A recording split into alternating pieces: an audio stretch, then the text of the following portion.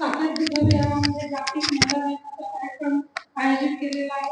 या कार्यक्रमासाठी मी आवर्जून मोठ्या संख्येने जमलेल्या सर्व महिलांचे आणि आजच्या कार्यक्रमाच्या प्रमुख वक्त्या गणवेश मॅडम या सर्वांचे मी मनापासून अभिनंदन करते आणि सर्वांना जागतिक महिला दिनाच्या हार्दिक शुभेच्छा देते। पाश्चात्य देशामध्ये महिलांना 19व्या शतकापर्यंत मतदानाचा अधिकार होता।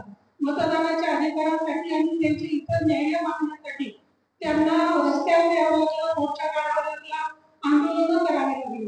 त्या महिलांच्या काय मागण्या होत्या?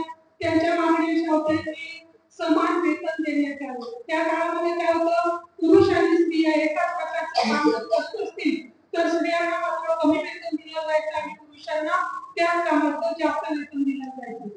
आणि त्यामुळे स्त्रियांना देखील पुरुषांप्रमाणे समान वेतन दिलं जावं आणि नोकरीच्या ठिकाणी ज्या ठिकाणी स्त्रिया काम करायला जातात तर त्या ठिकाणी त्यांना सामाजिक सुरक्षितता प्रदान केली जावी अशी स्त्रियांची मागणी होती। आणि आणखी एक मागणी होती, तो म्हणजे पुरुषांप्रमाणे स्त्रियांना मतदानाचा अधिकार देण्यात यावा। यासाठी महिलांनी मोर्चे काढले, आंदोलन केले, त्याची नंतर जागतिक पातळीवर नोंद घेण्यात आली। परंतु भारत मात्र एक अशा प्रकारचा देश आहे, डॉक्टर बाबासाहेब आंबेडकरांनी त्यांच्या संविधानामध्ये स्त्रियांना या अशा प्रकारच्या ज्या काही मागण्या आहेत त्या मागण्या मांडण्यासाठी रस्त्यावर येण्याची, आंदोलन करण्याची आणि मोर्चे काढण्याची वेळच येऊ दिली नाही। डॉक्टर बाबासाहेब आंबेडकरांनी संविधानामध्ये जे काही मूलभूत 7 कर्तव्य सांगितले होते, 7 पैकी एक असा संपत्तीचा जो काही अधिकार आहे तो बाद ठरवण्यात आलेला आहे। परंतु जे 6 मूलभूत अधिकार संविधानाने दिलेले होते तर त्याच्यावर फक्त मी नावाला प्रकाश टाकते, कारण मॅडमने तुम्हाला सविस्तर अशा प्रकारचं मार्गदर्शन केलेलंच आहे। मी फक्त त्या अधिकारांची आठवण देते। समतेचा अधिकार म्हणजे पूर्वी आपण मनुस्मृतीनुसार जर पाहिलं तर स्त्रियांना बिलकुलच कसल्याही प्रकारचे अधिकार नाही, परंतु भारतीय संविधानाने मात्र समतेचा अधिकार दिलेला आहे। स्त्री आणि पुरुष यांच्यामध्ये कसल्याही प्रकारचा भेद केला जात नाही। त्याच्यानंतर दुसरा अधिकार होता स्वातंत्र्याचा अधिकार। स्त्रियांना कसल्याही प्रकारचं स्वातंत्र्य नव्हतं। एक फक्त एका स्वातंत्र्याचा उल्लेख करते, अभिव्यक्ती स्वातंत्र्य। अभिव्यक्ती म्हणजे आपल्या मनामध्ये जे आहे तर ते मत आपण व्यक्त करण्याचं जे काही स्वातंत्र्य आहे ते डॉक्टर बाबासाहेब आंबेडकरांच्या संविधानाने आपल्याला दिले। सुषमा अंधारे नावाची एक महिला आहे, तिचं जर व्याख्यान पाहिलं तुम्ही तर आपल्यामध्ये देखील अशा प्रकारची प्रेरणा संचारते। ती म्हणजे राज ठाकरे बोलण्यामध्ये अतिशय परफेक्ट आहे, अनेक लोकांना ती नियुक्त करतात, पण त्यांच्या संदर्भामध्ये तिने जे काही खरोखर अशा प्रकारचं आपलं मत व्यक्त केलेलं आहे, मग ते राज ठाकरे असो किंवा राजकीय कोणतेही नेते असो तर त्यांच्या संदर्भामध्ये तिला वाटलेलं जे काही मत आहे ती इतक्या चांगल्या प्रकारे ते अभिव्यक्त करते। तर ते अभिव्यक्त करण्याचं जे काही स्वातंत्र्य ते आपल्याला भारतीय संविधानाने म्हणजे बाबासाहेब आंबेडकरांनी दिलेले। आजकालचे संयुक्त कुटुंब नाहीये, परंतु संयुक्त कुटुंबामध्ये जेव्हा पुरुष काही निर्णय घेतात आणि त्यावेळेस एखादी स्त्री बोलायला गेली तर त्यावेळेस काय व्हायचं की तुला काय करता येतं, तू कशाला मध्ये बोलते। परंतु आज मात्र तशी परिस्थिती नाहीये। स्त्री देखील आपलं मत त्या कुटुंबातल्या महत्त्वाच्या निर्णयाच्या वेळेस व्यक्त करू शकते। हे सगळं काय केलंय बाबासाहेब आंबेडकरांच्या संविधानामुळे आपल्याला मिळालं। खरं म्हणजे बाबासाहेब आंबेडकरांनी 25 डिसेंबर 1957 त्यांनी मनुस्मृतीचं ग्रहण केलं। ते मनुस्मृती जर आपण वाचली तर महिलांना इतकं दुर्लक्षित केलेलं होतं, तर ते लक्षात घेऊन डॉक्टर बाबासाहेब आंबेडकरांनी जेव्हा राज्यघटना तयार केली तर त्या राज्यघटनेमध्ये मनुस्मृतीमध्ये जे काही अन्याय अत्याचार अशा प्रकारचे कायदे होते त्यांना मोडीत काढण्याचं कार्य डॉक्टर बाबासाहेब आंबेडकरांनी केलं। बाबासाहेब आंबेडकरांनी तिसरा अधिकार काय दिला म्हणजे धार्मिक स्वातंत्र्याचा अधिकार दिला। अगोदर आपण ज्या धर्मामध्ये जन्माला आलो त्या धर्माचा घटक म्हणूनच आपल्याला जगावं लागायचं, परंतु डॉक्टर बाबासाहेब आंबेडकरांनी तो अधिकार दिला आणि प्रत्यक्ष त्याची अंमलबजावणी देखील केली। नागपूरच्या दीक्षाभूमीवर आपल्याला त्यांनी बौद्ध धर्माची दीक्षा दिली। बाबासाहेब आंबेडकरांच्या त्या स्वातंत्र्यामुळे आपण सन्मानाचं जीवन जगू शकतो, म्हणजे आपल्याला आवडतो धर्म आपण स्वीकारू शकतो आणि त्यामुळे आपण 14 ऑक्टोबर 1956 ला बौद्ध धर्माची दीक्षा घेतली आणि सन्मानाने आपण जगू शकतो। त्याच्यानंतर शैक्षणिक आणि सांस्कृतिक स्वातंत्र्याचा अधिकार बाबासाहेब आंबेडकरांनी दिला, म्हणजे आपण वाटेल त्या प्रकारचं आपण शिक्षण घेऊ शकतो। अभियांत्रिकीचं शिक्षण असो, वैद्यकीय शिक्षण असो किंवा आणखी कोणत्याही प्रकारचं शिक्षण बाबासाहेब आंबेडकरांनी दिला. पुढचे सांस्कृतिक, आता वेगवेगळ्या प्रकारचे आपल्या धर्मानुसार जे काही कार्यक्रम होतात तर त्या कार्यक्रमामध्ये सहभाग होण्याचा, तशा प्रकारच्या कार्यक्रमाचं आयोजन करण्याचा अधिकार बाबासाहेबांच्या संविधानाने आपल्याला दिलेला आहे. त्याच्यानंतर आहे शोषणाविरुद्धचा अधिकार. अनेक प्रकारचं शोषण आपल्या समाजाचं व्हायचं, म्हणजे अस्पृश्य लोकांचं अनेक प्रकारचं शोषण केलं जायचं, तर तशा प्रकारचं शोषण होऊ नये यासाठी शोषणाविरुद्धचा अधिकार बाबासाहेब आंबेडकरांनी आपल्याला दिला. मग पुरुषांचं शोषण होत होतं का, मुख्यतः स्त्रियांचंच ते शोषण होत होतं, तर तशा प्रकारचं स्त्रियांचं शोषण होऊ नये याची तरतूद देखील डॉक्टर बाबासाहेब आंबेडकरांनी आपल्या संविधानामध्ये दिली. एवढंच काय, एवढे सगळे अधिकार दिलेले आहेत आणि त्याच्यावर जर काही म्हणजे कुणी भाला घालत नसेल तर घटनात्मक उपायाचा अधिकार देखील बाबासाहेब आंबेडकरांच्या संविधानाने आपल्याला दिलेला आहे. म्हणजे आपण घटनात्मक उपाय म्हणून आपण काय करतो, राज्यघटनेच्या तरतुदीनुसार आपल्यावर जर एखाद्याने अन्याय केलेला असेल तर त्या अन्यायाविरुद्ध आपण न्यायालयाकडे दाद मागू शकतो. तर ते दाद मागण्याचे अनेक प्रकारचे तरतुदी आहेत. तर या सगळ्या प्रकारच्या तरतुदी बाबासाहेब आंबेडकरांनी संविधानामध्ये आपल्याला केलेल्या आहेत. प्रत्येक स्त्रीला माता होण्याचा अधिकार आहे. माता झाल्याच्या नंतर तिच्या पाळलेल्या त्या छोट्या नवजात शिशूला जवळपास मातेचं दूध मिळावं यासाठी अगोदर संविधानामध्ये 3 महिन्याची तरतूद होती, नंतर ती 6 महिन्याची करण्यात आली. म्हणजे अशा प्रकारच्या त्या मातेला आणि तिच्या त्या लहान पाळलेल्या देखील एकमेकांचं प्रेम लाभावं, अशा अनेक प्रकारच्या तरतुदी बाबासाहेब आंबेडकरांनी आपल्या संविधानामध्ये दिलेल्या आहेत. आणि त्यांच्या त्या योगदानामुळे म्हणजे रणवीर मॅडम सारख्या स्त्रिया आपल्या चढेपटपणे आपल्याला मार्गदर्शन करू शकल्या. तुम्ही देखील एवढ्या चांगल्या संख्येने म्हणजे त्यांचं भाषण ऐकू शकले. आज प्रत्येक क्षेत्रामध्ये आपण जी पुढे जातोय तर ती सगळी भीमाची पुण्याई आहे. ते गाणं आहे ना, तुझी तर पुण्याई आहे का भीमाई, कुणाचे ती इथे काही कष्ट नाही. तर हे सगळं काही चेंज होण्याचं, बदलण्याचं जे काही योगदान आहे ते सगळं काही बाबासाहेब आंबेडकरांमुळे आहे.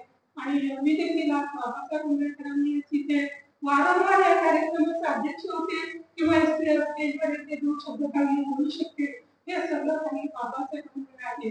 आणि त्यामुळे बाबासाहेबांच्या संविधानाने आपल्याला काय दिलं तर आपल्याला जगण्याचा अधिकार दिला, सन्मानाने वागण्याचा अधिकार दिला. सगळं जे काही सुख आपण भोगवतो ते सगळं बाबासाहेब आंबेडकरांच्या संविधानामुळे आपल्याला मिळतं आहे. त्यामुळे बाबासाहेब आंबेडकरांचे उपकार आपण किती फेडण्याचा प्रयत्न केला. साठ्या बुद्धवया समितीने आजचा जागतिक महिला दिनाचा कार्यक्रमाचं जे आयोजन केलं तर त्याबद्दल साठ्या बुद्धवया समितीचे अध्यक्ष आणि त्यांची पूर्ण समिती या सर्वांची मी आभार मानते. पुन्हा एकदा महिला दिनाच्या हार्दिक शुभेच्छा देते. पुरुष मंडळी देखील इथं आहे. या कार्यक्रम यशस्वी होण्यासाठी त्याचं सहकार्य आहे, त्याचं देखील मी आभार मानते. आणि माझे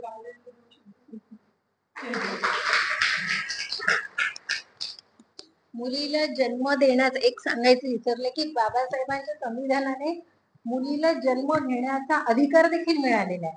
म्हणजे हे जे गर्भलिंग निदान समितीवर जे मी आहे आणि ते जे सेंटरच्या सोनोग्राफी सेंटरच्या तपासणीसाठी मी जात होते, तर त्या ठिकाणी बघा की मुलीचा गर्भ आहे की मुलाचा गर्भ आहे हे तपासलं जातं आणि मुलीचा गर्भ असेल तर मग तो हे केला जातो. तर हे गर्भलिंग निदान होऊ नये ही तरतूद देखील घटनेमध्ये आहे. म्हणजे बघा आपल्यासाठी त्यांनी काय दिलंय, म्हणजे माझा जो जन्म झाला आहे आणि मी जे तुमच्या समोर उभी आहे म्हणजे माझा जन्म जो आहे तो संविधानाच्या मुळेच झालेला आहे हे असं म्हणलं तरी वावगं ठरणार नाही. म्हणजे मुलीच्या जन्माच्या आधीपासून ते ती आयुष्यामध्ये आल्यानंतर तिला सन्मानाने जगता यावं हे सगळं आणि सगळं संविधानाने आपल्याला दिलेलं.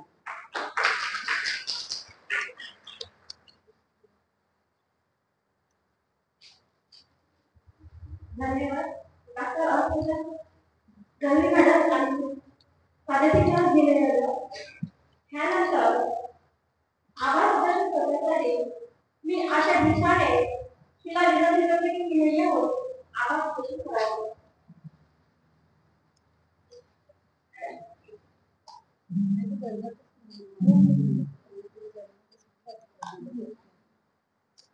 आज दिनांक 8 मार्च जागतिक महिला दिन. तथागत महात्मा सर्वेक्षण ओली सर्व बाबासाहेब आंबेडकर यांना त्रिवार स्वाभिवादनवरती धम्मकेतावरी विराजमान प्रमुख व्याख्यानकर्ते डॉक्टर अर्चना गंभीरनाथ, अध्यक्ष प्राध्यापक मंगलासने मॅडम व जमलेल्या रमा सावित्री जिजाऊच्या देखील तुम्हा सर्वांना मानाचा जय व सर्वांना महिला दिनाच्या हार्दिक शुभेच्छा. सर्वांना हार्दिक शुभेच्छा. दिनानिमित्त आलेल्या सर्व मान्यवर भगिनींचे आभार मानण्याचे जबाबदारी मान्य करून संयोजकांनी मांडण्यावर सोपवली. त्याबद्दल सर्वप्रथम आयोजकांची मी आभारी आहे. कार्यक्रमासाठी आयुष्यवती डॉक्टर अर्चना चंद्रकांत गंभीर यांनी महिला दिनानिमित्त आम्हा भगिनींना मार्गदर्शन केले व वेळात वेळ काढून उपस्थित झाले त्याबद्दल त्यांचे आभार व्यक्त करतो. आमच्या साठे विद्याविहारात बुलंदतो व प्रवक्ता प्राध्यापक मंगलाताई भिडे यांनी कार्यक्रमाचे अध्यक्षांनी या कार्यक्रमासाठी त्या बुलढाणा येथून उपस्थिती दर्शवली त्याबद्दल आयोजक समितीच्या वतीने आभार व्यक्त करतो. सुंदर सूत्रसंचालन करणारा यशोधरा मेश्रामताई व या प्रसंगी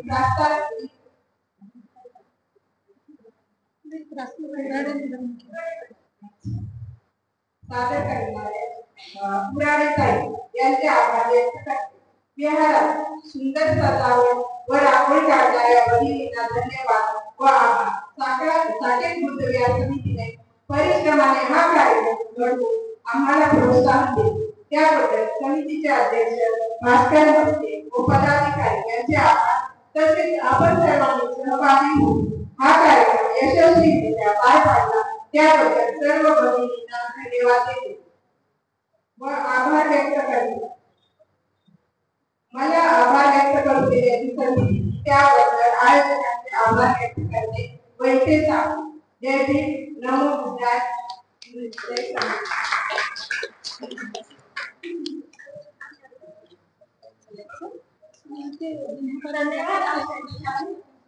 तुम्ही विसरले होते आज आपली बैठक छान दिसणारे बाहेर मी रांगोळी काढली Sujata R madam as a सासूबाई राहिलेला आहे विसरले होते त्यांचे स्वागत.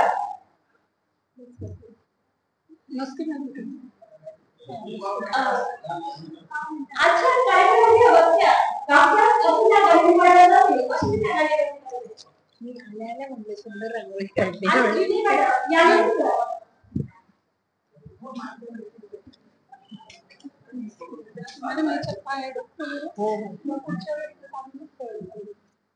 खूप छान रांगोळी काढलेली आहे.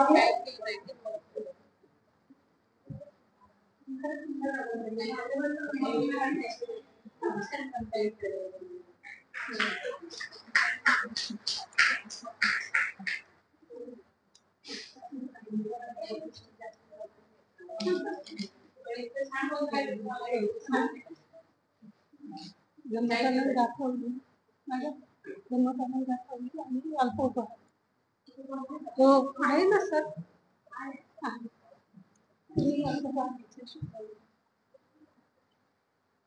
ह्यानंतर कार्यक्रमाचे सांगतात मनोबल दाखवणे होईल तर या लोकांनी सामाजिक ग्रहण करायचे आहे.